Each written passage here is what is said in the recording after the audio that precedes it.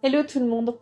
On arrive dans cette saison qui en général est l'une des préférées des lecteurs, puisque c'est le moment où on ressort les plaids cosy, les petits thés, les petits cafés, et qu'on se met dans le canapé avec un bon livre. Et en général, ça nous inspire pas mal de lectures. Donc j'avais envie aujourd'hui de vous présenter un peu ma pioche de lecture automnale, puisque je suis quelqu'un qui aime lire selon mon humeur, et me faire une pile à lire est un poil compliqué à respecter, et c'est surtout de la pression, chose que j'ai pas forcément envie d'associer à la lecture. Donc voilà, je me suis confectionné une pioche dans laquelle j'ai mis 8 catégories de genres, de sous-genres, dans lesquelles je vais pouvoir aller piocher pendant les mois qui arrivent. Et on va commencer tout de suite avec la catégorie des classiques. Alors, je suis pas forcément quelqu'un qui lit beaucoup de classiques, j'en ai beaucoup mangé à l'école, et donc depuis, je m'en étais un peu éloignée. Mais je me retrouve à y revenir et à avoir certains titres qui m'appellent. Et le premier est un titre d'horreur qui est La Chose. Et pour la petite histoire, on a des scientifiques en Antarctique qui tombent sur un artefact qui ressemble de près ou de loin à un vaisseau spatial. Et juste à côté, dans la glace, il y a un corps inhumain qui décide d'étudier. Bien évidemment, quand la glace commence à fondre, ça se passe pas tout à fait comme ils auraient prévu. Le titre suivant est un classique de chez Classique, dont la majorité des gens connaissent l'histoire. Il y a eu des films. Il s'agit du portrait de Dorian Gray dans cette superbe édition VO. Et donc dans cette critique de l'Angleterre victorienne, on va avoir Dorian Gray dont un ami va lui offrir un portrait qui va vraiment encapsuler tout ce qui est sa jeunesse, sa beauté, et il se retrouve à dire qu'il vendrait bien son âme pour rester aussi jeune et aussi beau que ça. Tout le monde pense que c'est une blague, mais qui sait. Bon, j'avoue, sur celui-là, j'ai un petit train de retard. Et je vais me lancer dans Anne de Green Gables, qui, du coup, par sa couverture, crie l'automne. Et je pense que ce roman un peu tranche de vie où Anne, jeune orpheline, va se retrouver par hasard auprès de fermiers qui attendaient un garçon pour les aider à la ferme. J'en ai entendu tellement bien que j'ai vraiment très hâte de le découvrir. Le prochain titre doit être dans ma palle depuis facile 7 ans. Je pense qu'il est temps de sortir Alice au Pays des Merveilles dans cette superbe édition illustrée par Benjamin Lacombe. Donc on ne présente plus Alice qui rencontre un lapin, qui tombe dans un terrier jusqu'au Pays des Merveilles et va vivre des histoires vraiment très étranges, avec une ambiance très onirique que j'ai envie de découvrir, mais j'avoue, il me fait un petit peu peur celui-là. J'ai bien peur de ne pas l'apprécier, mais qui sait, ça peut me réserver une belle surprise. En fin d'année dernière, je me suis lu Le Hobbit, et j'avais adoré pouvoir placer ce genre de titre à cette période, et depuis, j'essaye de lire Le Silmarillion, mais à chaque fois que je l'ai commencé, ça n'a jamais été le bon moment. Et là, ce que je me dis, c'est que comme c'est pas mal de petites histoires qui racontent la jeunesse de la Terre du Milieu, me faire une petite histoire par-ci par-là, peut-être une par jour, une tous les 2 jours, quelque chose comme ça peut être sympa pour un récit qui est quand même le moins digeste de tout ce que Tolkien a fait. Mais vraiment, ce monde me manque. J'adore Le Seigneur des Anneaux. J'ai adoré me lire Le Hobbit. Et je pense vraiment que là, ça y est, je suis prête pour me lancer dans cette folle aventure et voir ce que la jeunesse de la Terre du Milieu a à me réserver. J'ai débattu en quoi la science-fiction pouvait être associée à l'automne, et en fait, c'est les titres que j'avais choisis qui se sont retrouvés dans cette catégorie par hasard, donc pourquoi pas me lancer dans la science-fiction pendant l'automne. À commencer par After Air, qui est un roman dont la narration apparemment est très étrange et qui divise énormément. Il y a beaucoup de gens qui l'ont aimé, il y a beaucoup de gens qui n'ont pas su l'apprécier. Donc je me demande vraiment dans quelle catégorie je suis. Donc déjà, on va avoir une société utopique qui vit à l'abri d'un baobab. En plus de ça, il y a des règles très strictes à suivre et on va avoir l'un des membres de cette communauté qui commence à se poser des questions principalement sur ce qui est venu avant. Déjà, rien que ça, moi, ça m'a intriguée. Et apparemment, cette personne va partir en excursion pour découvrir un petit peu des choses dans les terres où personne ne va, avec l'un de ses amis.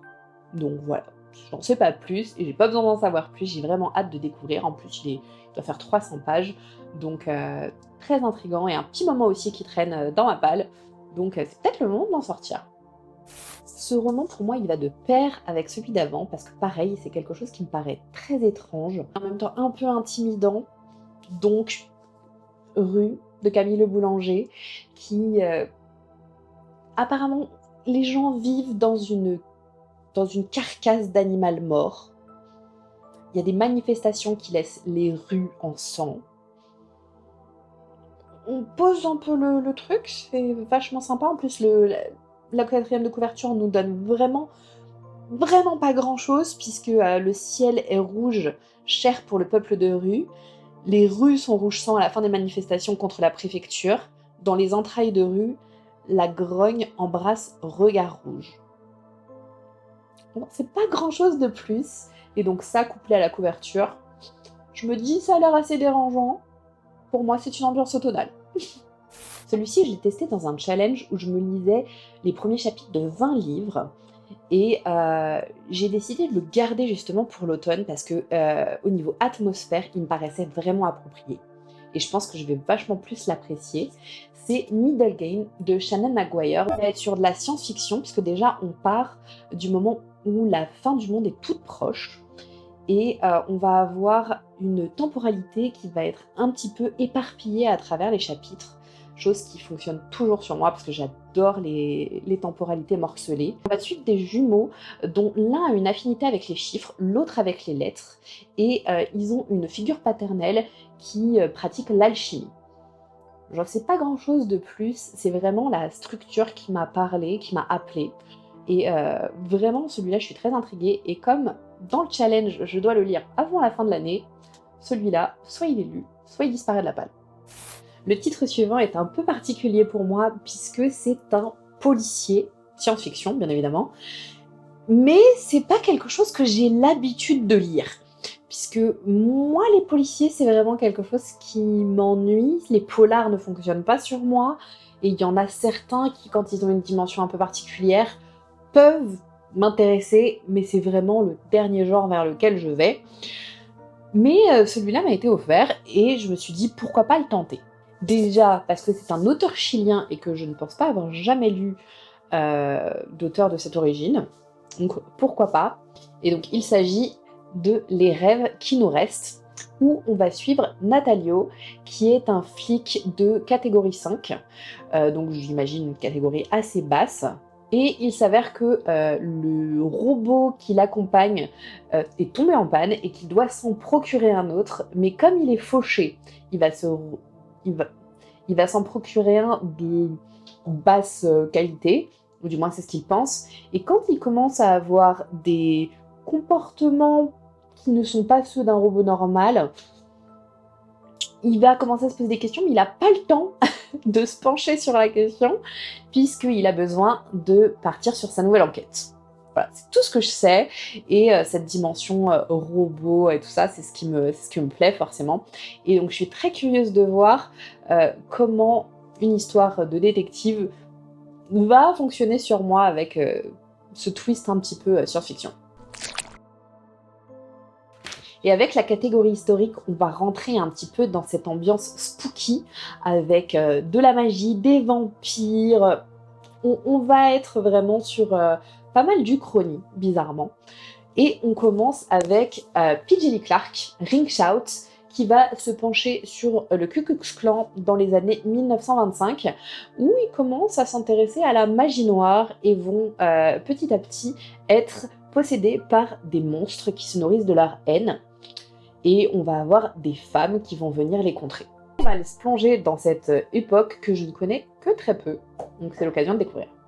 On reste dans l'Uchronie avec Vampiria de Victor Dixon, où Louis XIV devient un vampire et instaure un peu un règne de terreur pour tous ceux qui ne font pas partie de sa cour, puisque l'idée c'est quand même d'avoir les vampires qui sont les mieux lotis. Et donc on va se retrouver à suivre Jeanne, qui est une jeune femme qui va se retrouver catapultée dans une école pour les jeunes nobles, à la suite d'une tragédie dans sa famille. Et donc elle va devoir survivre un petit peu tant bien que mal, donc ça c'était ce qui se passait dans le premier tome. Et donc il serait quand même pas mal de continuer mes séries en cours. Maintenant on s'éloigne de l'Uchronie et on passe au vampire avec Promesse du vampire. Donc dans celui-ci nous avons un homme qui perd sa femme et il lui fait une promesse au moment de sa mort et il va passer des siècles à essayer de tenir cette promesse. On va vraiment avoir un mythe du vampire revisité. J'avais pu voir l'auteur avec Merveille qui me l'avait super bien vendu et c'est vrai qu'en lisant le prologue, ça paraît vraiment une écriture assez poétique, quelque chose d'un petit peu triste, tragique, très mélancolique et en même temps on va traverser le deuil, on va traverser sûrement pas mal d'émotions et même si c'est pas un genre vers lequel je vais beaucoup, l'auteur avait vraiment réussi à me le vendre et j'étais vraiment totalement emportée, rien que dans la manière dont il me l'a décrit. J'espère que le roman fera la même chose. Le prochain titre, je l'ai repéré sur Booktube et apparemment, il contient beaucoup de violence, pas mal de trigger warning, des choses auxquelles il ne faut pas être trop sensible. Donc j'avoue qu'il fait un peu peur en plus d'être un monstre. Il s'agit de Ordinary Monster, Monstre ordinaire paru chez De Saxus en français. Mais il m'apparaît plein de promesses, puisque on part déjà en 1880, il me semble, d'Écosse. Et on va suivre des enfants extraordinaires et si je comprends ce qui a été dit à l'arrière, on va être dans plusieurs pays, on va être vraiment sur un périple, sur pas mal de choses qui vont se passer. J'imagine qu'il y a de l'oppression, qu'il y a pas mal de choses. J'avoue que j'en sais pas grand-chose dessus, mais c'est vraiment plus ce que je retiens, c'est l'ambiance. C'est quelque chose de très lourd, où il y a beaucoup de dangers, où il va y avoir des enjeux très élevés. C'est comme ça en tout cas que je le vois, c'est les attentes avec lesquelles je vais arriver dans ce livre. Et c'est vrai que pour avoir lu quelques pages, on sent que ça va être un petit peu dérangeant. Mais bon, on arrive sur la parfaite période pour pouvoir arriver sur du dérangeant, non ? Et voilà, on arrive sur la catégorie qui pour moi correspond le mieux à cette période. Évidemment, quand on pense Halloween, quand on pense tout ça, on pense horreur. J'avoue que c'est une catégorie que j'ai très longtemps évitée, puisque je me considère comme peu tolérante à ce qui fait peur. Je ne regarde pas de films d'horreur, tout ce qui est un peu les trucs qui viennent et qui commencent à me crier dessus, voilà. Donc j'ai commencé à m'intéresser à tout ce qui était jeunesse horreur l'année dernière, et j'ai découvert quelques titres qui m'ont vraiment beaucoup plu. Surtout Screech Scratch, l'autrice du premier livre que je vais vous présenter, qui va être donc What Lives in the Woods. Et donc là, dans celui-ci, on va suivre Ginny, qui a prévu un été pépère avec ses amis, quand son père a une idée différente et décide de faire une surprise à sa famille et les emmène tous dans un manoir au fin fond du Michigan. Bien évidemment, la maison fait un petit peu peur, c'est une très vieille maison, très très grande, et il y a une rumeur comme quoi les bois qui l'entourent seraient peuplés de créatures qui se nourrissent des randonneurs qui passent par là. Donc déjà, ça pose le cadre, et en plus de ça, la maison elle-même est un peu étrange, puisqu'elle va y voir des ombres étranges, des bruits qui s'échappent des murs, un mannequin qui a l'air d'un petit peu suspect, et donc basée là-dessus, elle décide de mener son enquête. Avec le prochain titre, on reste dans de la jeunesse avec Nightbook ou Otage de la forêt qui est paru chez Nathan en français. Et dans celui-ci, on va retrouver Alex qui a 11 ans et qui est fan des histoires qui font un peu peur, il en écrit. Et il apprécie jusqu'au jour où il se retrouve un peu plongé dans ce genre d'histoire puisqu'il est enlevé par une sorcière qui fait en sorte que sa vie ne tienne qu'à un fil puisqu'elle lui dit qu'il doit lui conter une histoire chaque soir et que si elle ne l'apprécie pas, il ne va pas s'en sortir. Je pense que c'est quelque chose qui va me parler et que je vais avoir plaisir de découvrir l'univers qui va pouvoir être dans ce huis clos, parce que j'ai l'impression que c'est dans un appartement que ça se passe. Et comme ça reste de la jeunesse, je pense que c'est à ma portée. Donc voilà, j'ai de l'espoir. Alors je sais que j'ai dit que l'horreur était pas trop mon truc, mais il y a un titre qui m'appelle depuis l'année dernière et que j'ai très envie de tester, qui est Something Wicked This Way Come de Ray Bradbury. Et on est sur un carnaval qui arrive une semaine avant Noël, et avec deux adolescents qui vont aller vers l'âge adulte et qui se disent qu'ils ont envie d'explorer ça. Sauf que le carnaval va promettre jeunesse éternelle, va promettre de réaliser les rêves. Et je pense pas que ça va se passer exactement comme tout le monde l'attend. Je pense que j'augmente de plus en plus ma tolérance et j'ai envie de tester. Donc, on va voir comment je m'en sors. Ensuite, nous allons avoir N'invite pas la forêt à entrer, paru chez De Saxus, qui me tente énormément. J'ai très très très envie de le lire celui-là. Il m'a l'air très poétique. Les retours que j'ai entendus sont dithyrambiques et j'arrive avec des attentes qui sont assez hautes, même si je reste avec un esprit ouvert. Dans celui-ci, on retrouve Andrew qui revient de ses vacances d'été pour revenir dans son pensionnat avec sa sœur jumelle Dove. Il a hâte de retrouver son meilleur ami Thomas. Et quand il arrive, il voit qu'il y a un petit peu de friction entre sa sœur et son meilleur ami. Ils ont l'air de s'être disputés, il trouve ça un peu bizarre. Et en plus, les parents de son meilleur ami ont disparu. Et il est un petit peu soupçonné par tout le monde de les avoir tués. Mais de son côté, Andrew sent qu'il y a quelque chose de plus mystérieux qui se passe. Et il voit Thomas revenir de la forêt où ils vont en général tous les deux, c'était leur sanctuaire, et du coup, il va se demander un petit peu ce qui se passe et aller gratter un petit peu sous la surface. Bien évidemment, qui dit automne dit Dark Academia, c'est vraiment la catégorie de la saison avec l'horreur, je pense. Et les livres que j'ai dans cette catégorie me tentent tout. Je pense que je suis vraiment dans ce mood-là en ce moment. Donc voilà, j'ai vraiment hâte de tous les titres que je vais vous présenter. Et on va commencer par If We Were Villains. L'histoire commence avec Oliver qui vient de passer 10 années en prison pour un meurtre qu'il n'a pas commis. Et il reçoit la visite d'un policier qui était en charge de son enquête, qui va lui dire « Bon, je pars à la retraite, maintenant raconte-moi ce qui s'est passé ». Et donc de là, on va repartir en arrière pour découvrir l'histoire, puisque c'est l'une des personnes de son groupe d'amis qui a été assassinée, mais on ne sait pas exactement ce qui s'est passé. Et donc on va vraiment être dans cette ambiance Dark Academia, puisqu'on est à Yale, et on va avoir cette ambiance campus, où ils vont tous être dans leur année d'études. Je sais qu'il y a beaucoup de références à Hamlet dedans, d'après ce que j'ai compris, et du coup, ça va être l'occasion de découvrir, et pourquoi pas aussi se faire une relecture d'Hamlet en même temps. Ça peut le faire. Nous avons ensuite Éducation meurtrière de Naomi Novik, qui va être dans une académie pour les surdoués de la magie. Sauf que le truc, c'est qu'on n'a pas de professeur, et que tout le monde risque sa peau, donc c'est chacun pour soi. Très difficile de se faire des amis, sauf si c'est vraiment pour s'en servir et que c'est très stratégique. Donc on va être vraiment dans cette ambiance presque un peu concours, sauf que le but c'est juste de survivre à l'année, quoi. Et d'essayer d'apprendre un petit peu au fur et à mesure. Et notre protagoniste va être elle, qui rentre en première année. Elle a un pouvoir magique qui apparemment est assez puissant, sauf qu'il est tellement puissant qu'elle doit faire attention pour pas mettre en danger et tuer tout le monde autour d'elle. Donc voilà, va falloir apprendre à doser. Le prochain titre est un titre que je dois avoir depuis 3 ans dans ma palle, qui me fait très envie, mais pareil, il est balèze, donc j'ai eu la flemme de le sortir. Mais comme je vous disais, je suis dans le mood de Dark Academia, donc je pense que son temps est arrivé.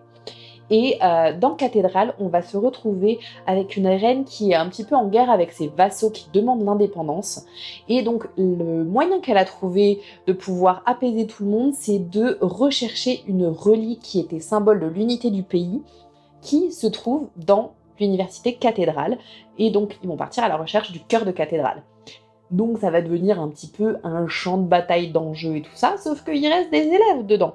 Et on va avoir un fils d'ouvrier qui va devoir s'allier à un noble héritier, pour pouvoir un petit peu évoluer dans ce nid de serpent et affronter la violence qui gangrène un petit peu l'établissement et dresse tout le monde les uns contre les autres.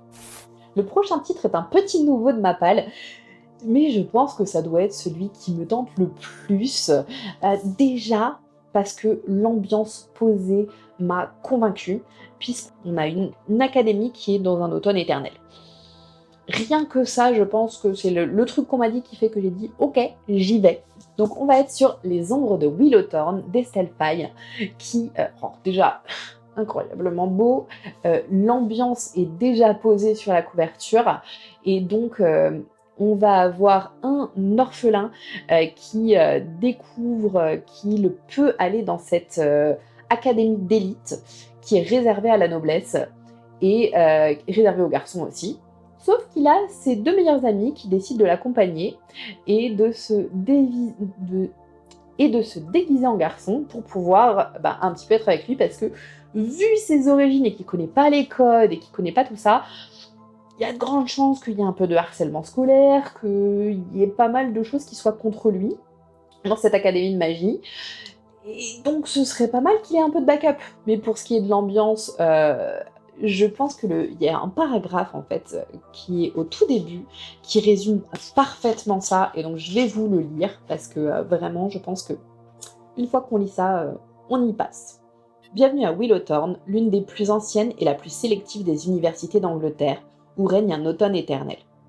Il y a quelques règles simples à suivre ici. Soyez silencieux en amphithéâtre. Ne nourrissez pas les cygnes, évitez le givre, et n'entrez pas dans l'aile condamnée. Ne passez pas sous le pont, et surtout, n'allez pas vous promener seul dans la forêt la nuit. Ah, aussi, ne faites pas attention aux ombres dans la bibliothèque, et vous allez vivre la plus belle des années ici. Juste entre la couverture, la manière dont on me l'a vendu et ce paragraphe, j'étais déjà loin. Le petit dernier de cette catégorie est la nouvelle parution de R.F. Kuang, qui va être de la Dark Academia sans en être. C'est un petit peu de la triche, puisque on part d'une université et en fait on va avoir deux étudiants qui vont aller en enfer pour rechercher leur directeur de thèse, parce que d'après eux, c'est le seul qui peut leur garantir une carrière. Et donc, comme il est mort, ils se disent on va aller aux enfers, le chercher, le ramener, et il va nous aider dans nos études. En soi, pourquoi pas? Je trouve que le prix est un peu cher payé pour ça, mais en soi, même si c'est une raison qui apparaît en surface, je pense qu'on va gratter, on va voir d'autres choses qui se cachent dessous, d'après ce que je comprends. Et je pense que c'est des vibes. Alors, en plus, comme il y a pas mal de mythologies qui se rejoignent, qui vont un petit peu être mélangées, parce que je sais qu'on a de la mythologie chinoise, de la mythologie grecque, on a vraiment différentes choses comme ça qui se rappellent et qui sont traitées comme de l'histoire ici. Donc j'ai hâte de découvrir ça et de me faire ma propre idée sur ce nouveau titre. Pour introduire ma catégorie chouchou, puisque la fantasy étant probablement ce que je lis le plus, je vais vous parler d'une de mes sagas préférées de tous les temps, qui est Les Dossiers Dresden. Il n'y a que 5 tomes qui sont parus en français Je suis très triste de cet état de fait, et j'espère vraiment qu'un jour ils vont reprendre la traduction. Mais ici on est sur de l'urban fantasy, et tous les tomes se passent toujours à peu près autour d'octobre, donc parfait pour la saison. Et on va suivre un sorcier qui est détective privé et qui aide de temps en temps la police avec des enquêtes sur des sujets surnaturels. Donc c'est comme ça que ça commence, sauf qu'on va arriver sur un univers étendu, très très riche. On va avoir du vampire, on va avoir de la fée, on va avoir du folklore. Il y a vraiment beaucoup de choses qui se passent.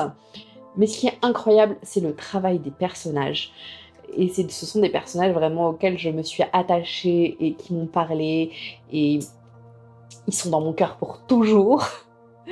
Et en fait, je vais me refaire une relecture puisque le nouveau tome sort en janvier. Et donc, j'ai vraiment très envie de me les relire avant de plonger dans ce nouvel opus que j'attends depuis au moins 4 ans. L'une de mes séries préférées quand j'étais adolescente, je pense toujours à ce jour, est Buffy contre les vampires. Donc j'ai une amie qui m'a parlé de ce livre qui un peu reprend tous ces codes-là, qui est Dead Time, où on va avoir les vampires qui sont connus du public et où le gouvernement va leur proposer un deal qui est soit vous vous faites référencer, soit on vous colle des chasseurs de primes aux fesses. Donc voilà, ça reste un petit peu un choix drastique et on va avoir donc cette jeune fille, Elvira, qui va reprendre l'entreprise familiale de détective et elle va devoir jongler la chasse aux vampires avec le lycée. Voilà, ça me paraît un petit peu familier et donc ça a l'air d'être assez cocasse, assez humoristique, donc on va voir ce que ça va donner, cette revisite de Buffy contre les vampires, version française. Je suis curieuse. Je sais pas vous, mais moi j'adore les couvertures un peu kitsch. Et celui-là a un élément particulier qui fait que c'était sûr que j'allais pas passer à côté, puisqu'on a un chat sur la cover, des yeux dans le ciel, une ambiance un petit peu spooky. Déjà rien que ça m'avait attiré. Mais il y a un truc très étrange qui m'a interpellée, c'est qu'on parle des personnages au passé dans le résumé, quand on les présente. Ça m'a interpellée, je suis vraiment très curieuse de savoir pourquoi. Est-ce que c'est juste une erreur ou est-ce que c'est quelque chose qui s'explique? Et on va donc se retrouver avec une gardienne, Claire, qui fait partie d'une société secrète qui est envoyée en mission pour un petit peu garder l'univers en un seul morceau. Et on la met en mission dans un bed and breakfast avec des visiteurs qui sont un peu étranges. Donc elle se retrouve à devoir garder cet endroit. Et il s'avère qu'elle est accompagnée du chat, qui est Austin, qui apparemment a un caractère bien trempé et des opinions. Donc j'imagine que c'est un chat qui parle. Donc je suis très intriguée.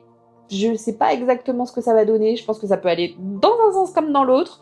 Mais celui-là m'a rendue très très curieuse. Alors, de salles de ambiance, on repart sur quelque chose de plutôt historique, puisqu'on est en 1899 à Londres.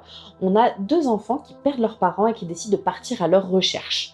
Au fur et à mesure de leur pérégrination, ils se retrouvent dans un endroit qui s'appelle Londonium, et qui est un peu étrange, puisque c'est peuplé de fantômes, qui a l'électricité qui se conduit un petit peu bizarrement, et la lumière qui va créer des illusions. Donc on est vraiment sur un univers un peu steampunk, avec le cercle des veilleurs, et déjà, la cover me posait bien l'ambiance, puisqu'on a vraiment ces petites choses dorées qui rappellent un peu la lumière, et qui posent un petit peu l'ambiance, de se dire qu'est-ce qu'on va découvrir. On arrive vraiment dans un endroit un peu, je pense que c'est un peu à la Narnia, où on arrive dans un autre monde, même si c'est un monde très proche du nôtre.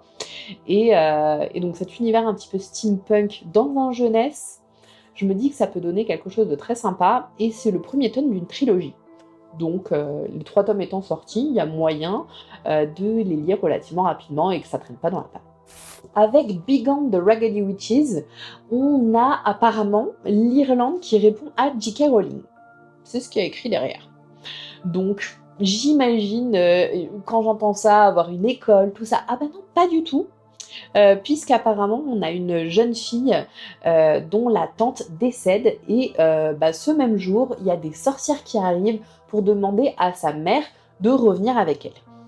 Et sa mère refusant, il décide de kidnapper son père, et elles décident toutes les deux de partir à sa recherche, mais au moment où elle traverse la frontière, sa mère commence à se comporter bizarrement, à devenir distante, puissante apparemment, et donc j'imagine qu'on va avoir beaucoup d'influences irlandaises, donc celtiques, et j'avoue que, ayant habité en Irlande, c'est un pays que j'adore particulièrement, donc j'ai vraiment hâte de voir à quel moment je fais le pont avec J.K. Rowling. Et on termine la fantasy avec un roman qui apparemment est indescriptible. C'est une vraie expérience de lecture, une énorme bricasse, paru chez Toussaint Louverture, qui est La maison dans laquelle. Et avec celui-là, on est apparemment sur des enfants extraordinaires qui sont dans une maison et on va aller découvrir un peu avec eux le mystère de la maison, on va l'explorer ensemble, on va voir les limites, les choses surnaturelles un petit peu qui se passent et essayer de comprendre ça avec eux. Et en parlant de maison, on est sur une autre lecture qui est une totale expérience avec La Maison des Feuilles, qui a quand même pas mal de choses un peu étranges, puisqu'on est sur à la fois du texte, mais on va avoir des choses à reconstruire, des pages qui n'ont que quelques mots, et des fois j'ai compris, on revient en arrière pour comprendre des trucs, on va en avant. Enfin, apparemment, le livre en lui-même est une énigme. J'avoue que je sais pas exactement de quoi ça parle et j'ai pas forcément envie de me relire la 4e de couverture. Je pense qu'il faut vraiment s'engager dedans et accepter de se prendre la tête, un vrai casse-tête, littéralement. Une lecture qui est plus qu'une lecture. C'est même nous-mêmes qui menons l'enquête, donc je suis très intriguée et en même temps, je pense qu'il faut choper un moment où on a vraiment le cerveau disponible. Et donc on est sur 2 expériences de lecture un peu étranges, mais qui sont parfaits pour l'automne.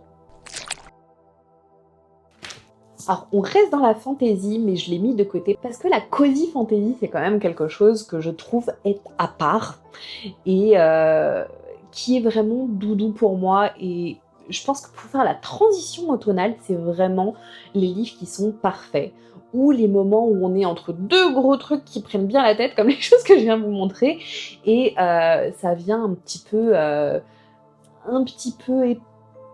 laver le palais, je dirais. Et donc mon premier livre va être la relecture de Legends and Latte pour la préparation de la sortie du 3e tome. Je pense que je vais me relire les 2 premiers pour pouvoir enchaîner avec le 3e, puisque principalement le préquel fait un gros pont entre celui-ci et celui qui arrive. J'ai vraiment hâte.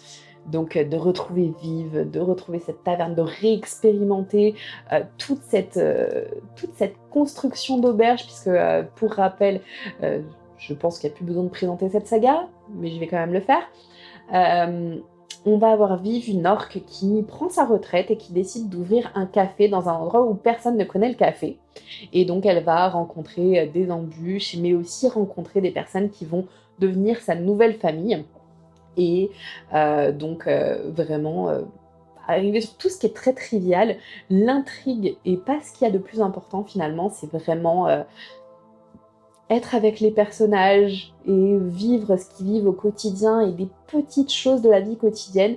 Et j'ai trouvé ça absolument incroyable. Ça reste, je pense, mon préféré des cozy fantasy.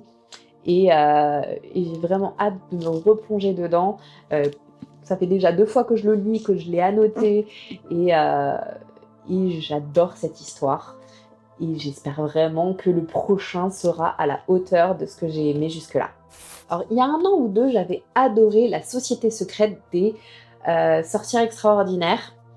Et c'est vraiment un livre qui m'avait apporté un petit bonbon de douceur, mais auquel je m'étais vraiment identifiée, et j'avais adoré ça. Et l'autrice revient avec son nouveau roman qui est Tenir une auberge, guide de survie pour sorcières. Et dans celui-là, on va suivre Serra qui, à la suite d'un sort qui a mal tourné, a perdu sa magie. Et elle était la sorcière la plus puissante de sa génération. Et donc, elle va passer son temps à essayer de récupérer sa magie, tout en tenant une auberge avec sa tante. Et on va encore avoir ce côté famille recomposée, retrouvée, avec plein de gens qui vont séjourner à l'auberge, et donc voir un petit peu comment elle s'en sort sans sa magie, et voir si elle arrive à la retrouver. Donc voilà, j'ai aussi beaucoup d'espoir pour celui-là, et j'ai hâte de me plonger dans une autre lecture un peu doudou. Et le dernier de cette catégorie va être une suite de saga ou un compagnon, puisqu'on ne suit pas vraiment les mêmes personnages que dans le premier tome. On va être sur la suite de La Petite Boutique au Sortilège, avec The Enchanted Greenhouse. Je peux pas vous parler du 2e tome sans spoiler le premier, mais dans le premier, en fait, on va avoir une bibliothécaire qui voit la capitale être envahie, et ils mettent tous les bâtiments à feu et à sang. Donc elle décide de prendre sa plante vivante qui discute et qui a une énorme personnalité, et tous les livres qu'ils peuvent porter. Et ils vont se réfugier sur une île où elle va retaper sa maison d'enfance et essayer un petit peu de se faire discrète dans cet endroit. Et donc elle va rencontrer pas mal de choses dans ce petit village. Et j'avais adoré cette lecture, donc j'ai vraiment hâte de me lire là-dessus pour voir si pareil je retrouve toutes les mêmes vibes. Et on va terminer avec des graphiques. J'aurais pu les mettre dans les différentes catégories, mais j'avais vraiment envie de leur donner une place spéciale parce que depuis quelques temps, j'ai très envie de reprendre les graphiques que j'avais mis pas mal de côté l'année dernière. Et on va commencer par une BD qui est Le Bestiaire du Crépuscule, un hommage à l'univers Lovecraftien, où en gros on va avoir un parc avec son gardien. Donc tout le monde trouve que c'est un parc, tout ce qu'il y a de plus banal dans le quartier. Sauf que le gardien, lui, va le voir d'un œil un peu différent, puisqu'il voit des monstres se trimballer un petit peu partout dans le parc, et va se donner pour mission de protéger tout le monde. Jusqu'au jour où je crois que c'est un grimoire ou un livre ancien va surgir et un peu foutre le bordel. Je pense vraiment que ça va être une grosse vibe, et surtout l'utilisation de la couleur m'apparaît très intéressant. J'aime beaucoup quand c'est en noir et blanc et qu'on commence à voir des petites touches de couleur pour mettre des choses en valeur. Je trouve vraiment que c'est un style particulier qui me parle beaucoup. Nous avons ensuite Le Château des Animaux, qui se cache dans une France d'entre-deux-guerres, et où nous avons un taureau dictateur entouré de sa meute de chiens qui vont un peu harceler pas mal d'habitants et les forces à travailler pour eux. Et on va avoir une chatte, un lapin et un rat qui vont s'associer pour pouvoir monter la résistance. Alors j'ai lu le premier tome de ce comics il y a un petit moment, et je ne sais pas pourquoi je l'ai jamais continué alors que j'avais adoré Monstress. C'est un de mes dessins préférés dans les comics, je pense. On va avoir un mélange de steampunk, de cajou, même si je sais pas exactement ce que c'est, faut que je me renseigne, mais c'est ce que j'ai lu, qui va être dans une Asie uchronique autour du XXe siècle, avec des chimères. On va avoir des humains, mais aussi des humanoïdes un peu animalistiques. Enfin, il y a vraiment pas mal de choses qui sont assez différentes dans cette uchronie. Et on va avoir donc Meika, qui est une adolescente qui partage un lien psychique avec un monstre et qui va devoir évoluer un petit peu dans tous ces enjeux politiques. Elle va se retrouver vraiment à cause de ce lien au milieu d'un conflit, et elle va devoir gérer tout ça, et elle fait ce qu'elle peut. Et franchement, j'avais vraiment adoré ce premier tome, donc je vais me le relire pour lire la suite, et j'ai vraiment hâte de m'y remettre incessamment sous peu. On passe ensuite au manga avec une série qui est parfaite pour les amoureux des livres, qui est Magus of the Library. On suit un jeune homme qui s'est réfugié dans les livres pour s'échapper de son quotidien douloureux. Et un jour, dans son village, viennent les bibliothécaires de la bibliothèque centrale qui parcourent le pays pour pouvoir préserver les livres et préserver le savoir. Et il va être tellement inspiré par cette rencontre qu'il va décider d'en faire sa carrière. Et donc, on va le suivre à travers ses apprentissages et tout ce qui fait qu'il va arriver pour passer le concours et rentrer en compétition avec d'autres personnes pour devenir apprenti libraire. Non, apprenti bibliothécaire, pardon. Et on est vraiment dans un univers de fantasy, un univers totalement à part, qui est vraiment très recherché, et j'ai adoré tout l'univers qui est construit et toute la réflexion qu'on a autour du savoir, autour des livres. Et comme ça fait vraiment un moment que je ne l'ai pas lu et que je ne l'ai pas continué, je pense que je vais reprendre depuis le début. C'est relativement facile à lire, même si ce sont des mangas qui sont les plus longs que j'ai vus, je pense.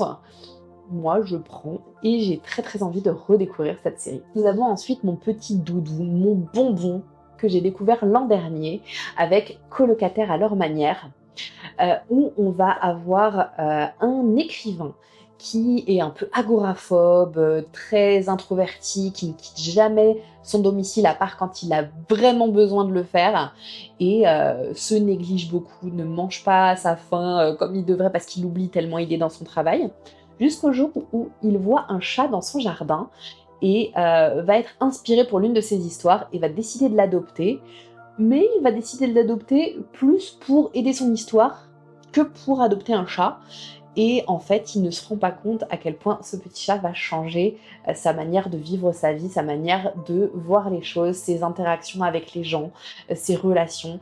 Et on est vraiment sur un récit doudou, mais un peu différent puisqu'on va avoir l'histoire toujours racontée avec un épisode du point de vue de l'humain et le même épisode du point de vue du chat.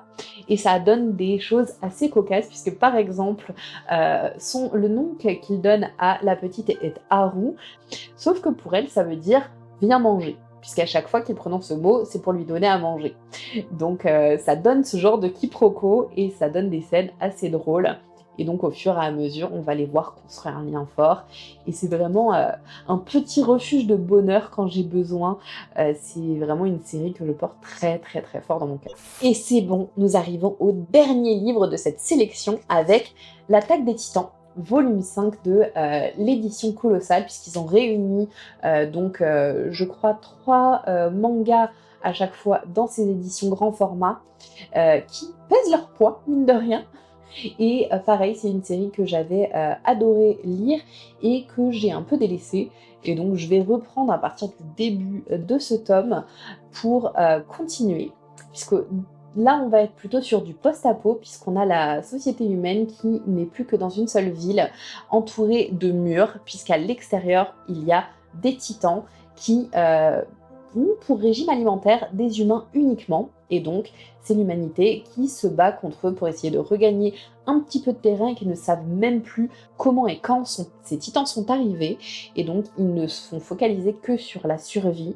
Et on a un jeune homme qu'on va suivre qui ne rêve que d'ailleurs jusqu'à jour où il vit une tragédie. Il va essayer de rentrer dans l'effort de guerre pour pouvoir lutter contre ces titans. Et donc voilà, nous avons fait le tour de toutes les lectures que j'ai un petit peu en tête pour cet automne. Bien évidemment, je ne pourrai pas tout lire, mais j'ai vraiment hâte de revenir à la fin de l'année pour voir un petit peu lesquels j'aurais réussi à sortir de ma palle.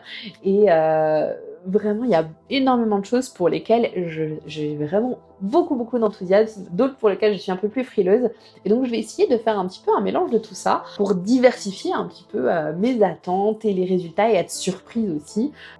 Par contre, je serais très curieuse de savoir si vous avez des romans que vous avez en tête pour cette saison, et aussi si jamais dans la sélection que j'ai, il y en a que vous avez lu, il y en a que vous pensez qu'il faut que je priorise, certains sur lesquels vous auriez envie de connaître mon avis. Vraiment, dites-moi tout ça en commentaire, je serais très curieuse de vous lire. Et sur ce, je vous souhaite une très bonne saison automnale et je vous dis à très bientôt dans une nouvelle vidéo.